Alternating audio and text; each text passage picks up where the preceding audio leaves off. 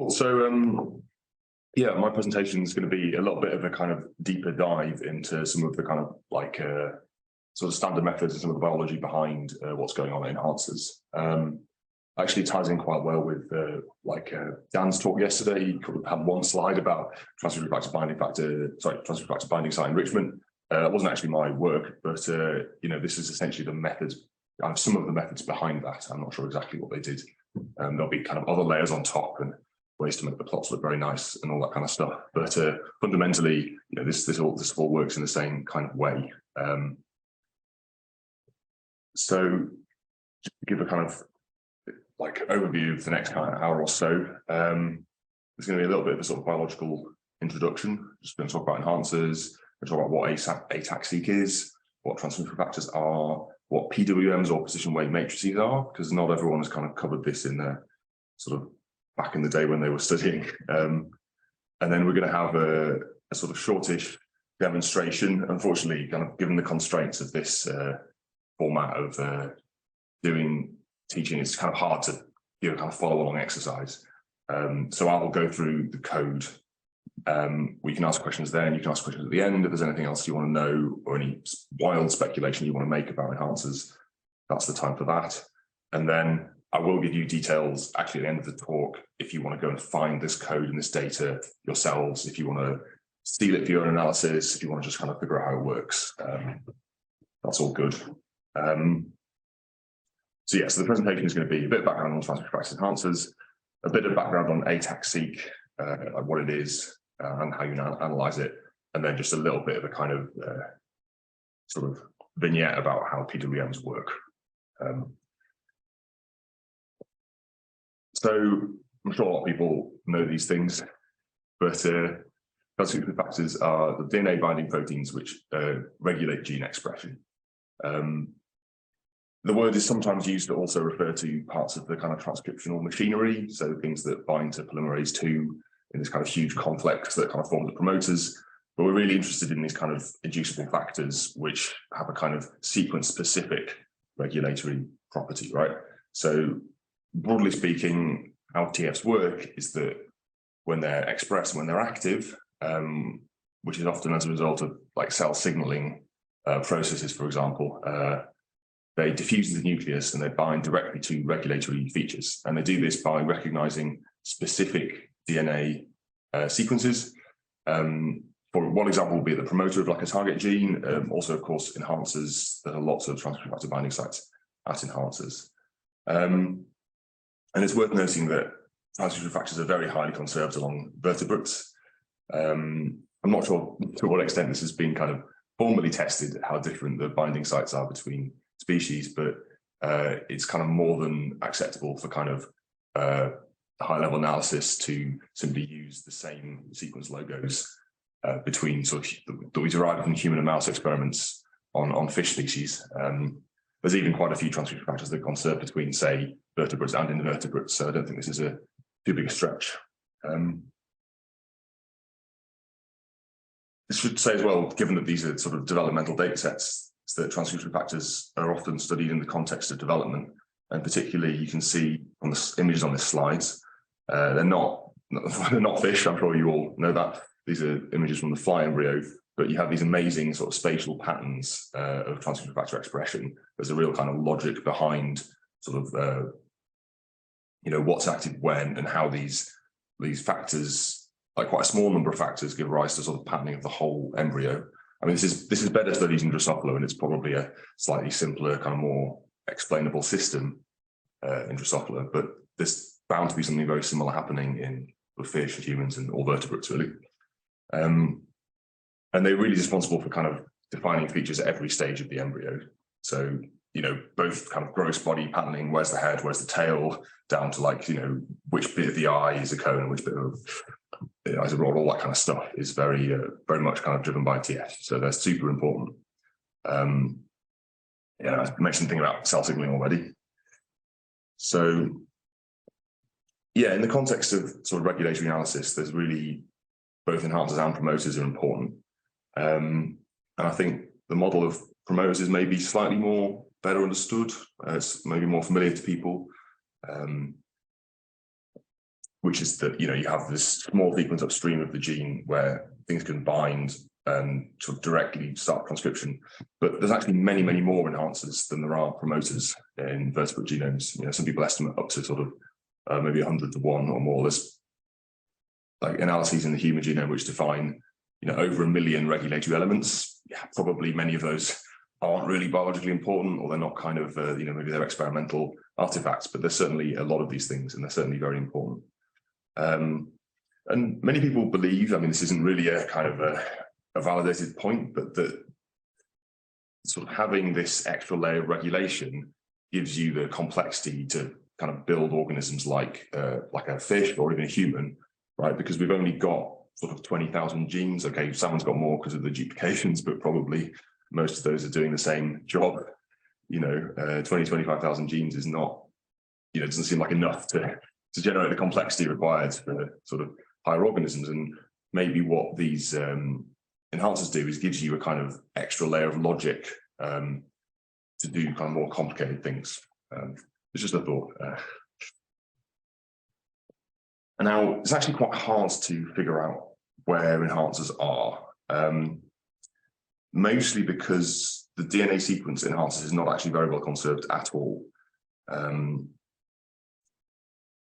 Compared to, say, like a gene, the gene's quite long. It's got quite a specific way that information is encoded, in the kind of 3 base pair codons for amino acids. And so sort of bioinformatically, this was work done, in the early days of bioinformatics, people realized you could build quite simple computer programs to detect where genes were, and they work quite well. We still use those today in Ensemble, especially for annotating, say, new bacterial genomes or whatever. And actually, it's also quite easy if you have, 2 different species to compare what's similar between them, and you'll find that coding regions are very highly conserved and they're quite easy to align because they're quite long. This is not really true with enhancers. It's actually quite difficult to kind of even align a lot of non-coding regions if the species are too far diverged. And you actually find that the sequence within an enhancer, even if it's a comparable enhancer functionally, can be quite different. Like the actual arrangement of binding sites and stuff looks different, and it's hard to figure out exactly what's going on there. So really, mostly when we look at detecting enhancers, we're not using kind of sequence-based approaches. We're using assays. They have to be like quite cell type specific assays as well, because you need to catch the enhancer when it's actually active.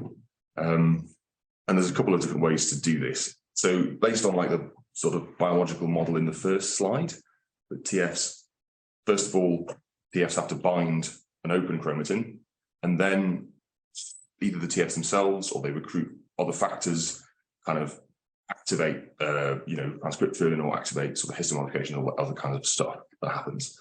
So we've got a couple of different ways of detecting enhancers. I'm sure this is non-exhaustive, but I think this is the most common approaches. Like we could detect them directly. We can directly detect transcription factor binding using ChIP-seq with a specific antibody to a transcription factor. We can detect open chromatin. So that's kind of a signal around the TF that is displaced in nucleosomes and sort of left, the DNA is now kind of naked, and you can detect that chemically. And then you can also detect signals left by activators, for example, histone modifications. The classic enhancer mark is lysine 27 acetylation. And that's, again, usually using ChIP-seq. So you can have an antibody that's specific for a particular modification on histone tail.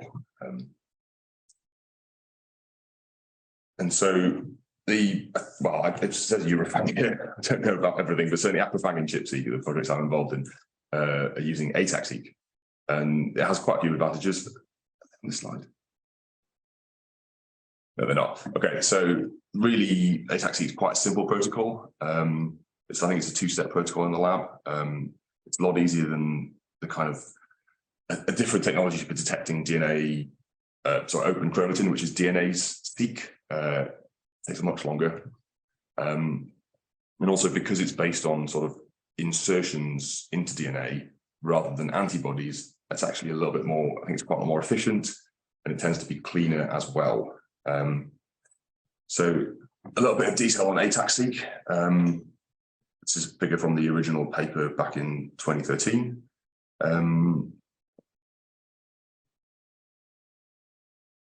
So basically, I don't know. Yeah, the slide looks not finished, but essentially the mechanism on the figure on the right is that you've got at the top, you've got this kind of closed chromatin. Once the chromatin opens up, you can see there are kind of gaps where naked DNA is exposed, and this makes the DNA accessible to enzymes. So in the case of DNA-seq, that's DNase, so an enzyme that digests DNA. But ATAC-seq uses the TN5 transposase, which is like essentially like a mobile element that was isolated from, I'm not sure which species, but this integrates in nature. This would integrate itself basically like a circular transposal element into DNA. But actually, what you can do is instead of integrating a circular element, you can integrate two different adapters, and that essentially both fragments and kind of barcodes your DNA at the same time, which is why this assay works so well. So you can kind of see a schematic in the sort of third panel of figure A that you've broken this genome up, and then you put a red adapter on one end of each fragment and a blue adapter on the other end of each fragment. And of course, once you've got that, then you can do sort of any kind of manipulation of that experimentally you like. If you want to put sequencing adapters, if you want to pull it down, if you want to whatever, you know. And so that's quite a direct path from this insertions to sequencing. So that's how ATAC-seq works. So once you've got all those fragments, like most sort of next generation sequencing things, you then have to align them. Well, filter the reads first, because there's always stuff that doesn't quite work. You have to align them. And then usually with ATAC-seq, you call peaks in the same way you would with histone modifications. And this gives you two outputs.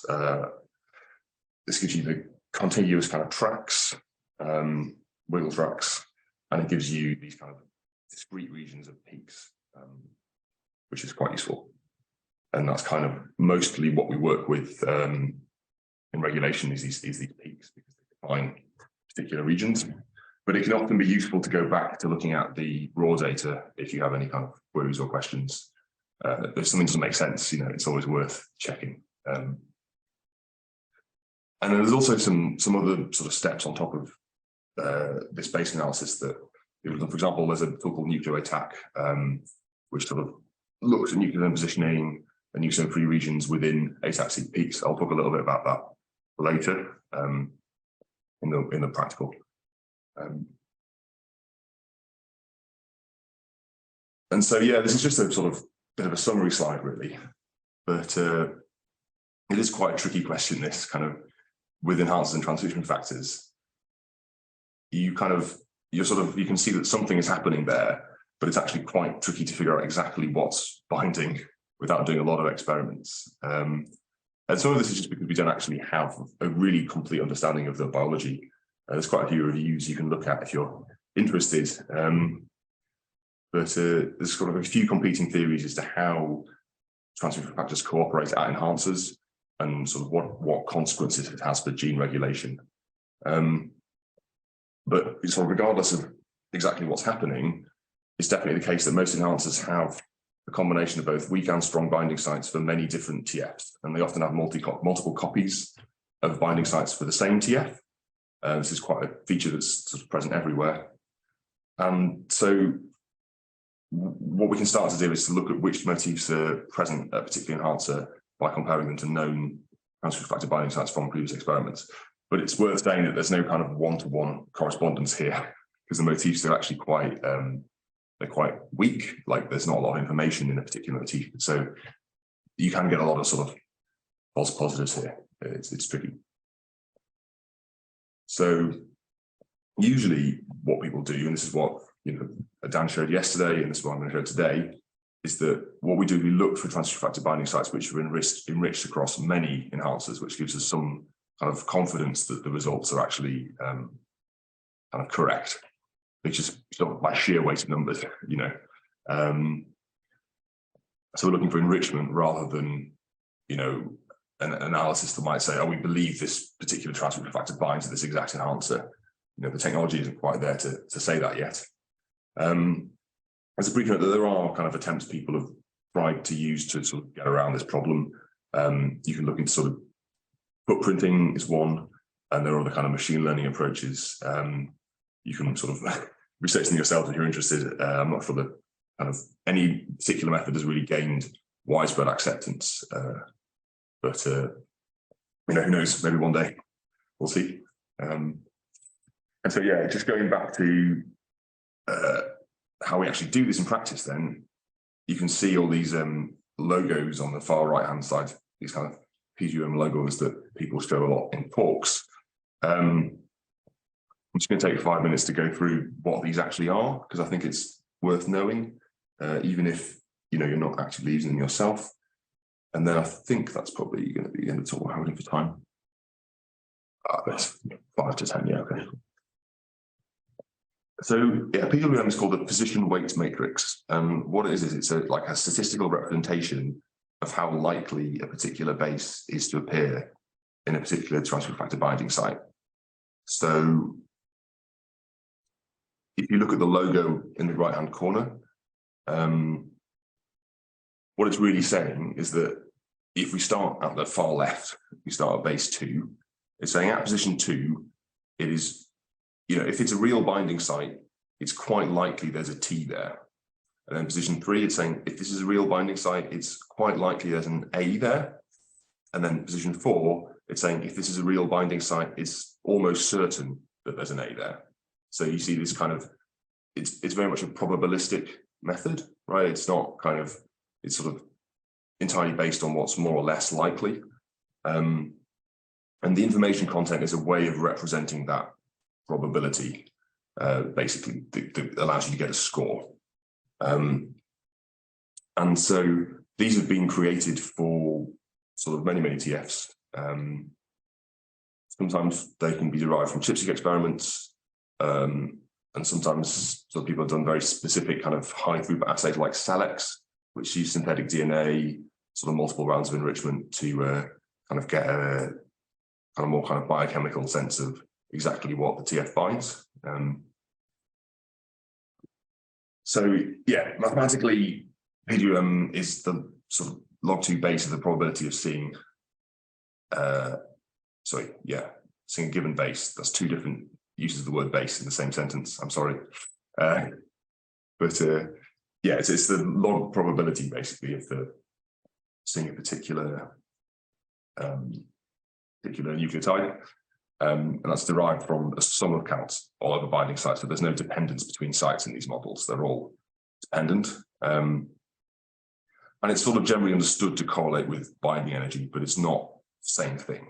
There are actually methods out there at the moment that try to estimate binding weight matrices, which actually might be the direction the field is going in sort of the near future. But for now, kind of PWMs are easiest to handle statistically, and there's kind of more data out there.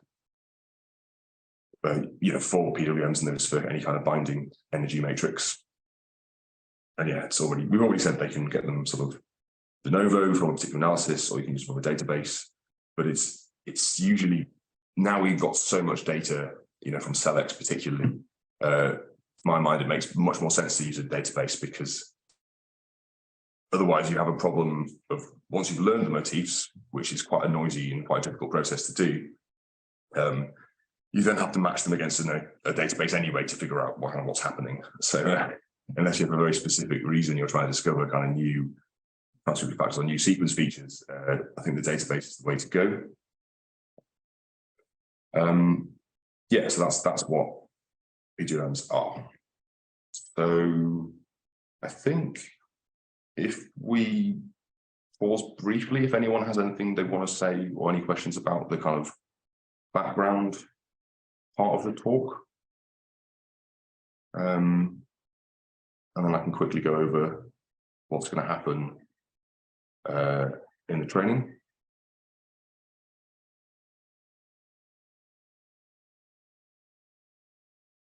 Okay, so yeah, the notebook is basically going to be about PGM analysis from the ground up. So it should be noted that there are kind of packages available that will do kind of more sophisticated things in sort of not many steps. But yeah, this is kind of showing you kind of how you would do it from scratch, just to understand what's going on. I've written here that the code is provided as a notebook on GitHub. I will upload that this afternoon. It should be done by the time the course finishes, if you want to look at that. Yeah. So just to give a kind of brief overview of what we're doing, we are basically using these, not a huge amount of data. We're taking, say, bed finals from the upcoming Ensemble 110 release that Garth talked about. Using the AQUA-FAANG data, we're going to get the PWMs from the regulation FTP site. They're available online already. And we actually have to download the salmon genome for this analysis because it's not in Bioconductor. And that can also be done through Ensemble. We're on version 3.1, which I believe is the current one.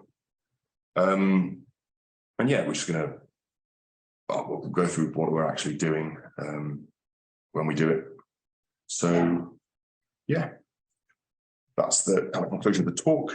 TFs are kind of actually very important, central development, and you kind of get this TFs binding to enhancers is kind of the primary way enhancers work.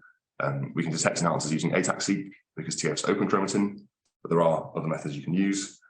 And the PWMs can kind of help us understand what's actually happening at individual enhancers, or certainly kind of across lots of enhancers.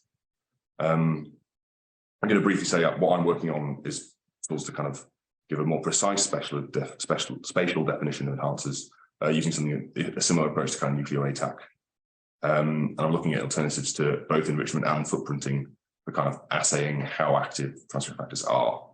And I've been looking a bit as well at kind of deep learning models for TF binding in open Chromatin, because that's super interesting as well. So that's my email. That'll be in the slides when they get distributed anyway, if anyone has questions, but yeah. Great. So if there aren't any more questions, I think we were scheduled to take a 5-minute break at some point. So we might as well do that now before the training. Yeah, and I'll be back in 5 minutes to do that. Starting at 10 past? Yeah, should we start at 10 past? Yeah, is that all right? Yeah, great. Thanks.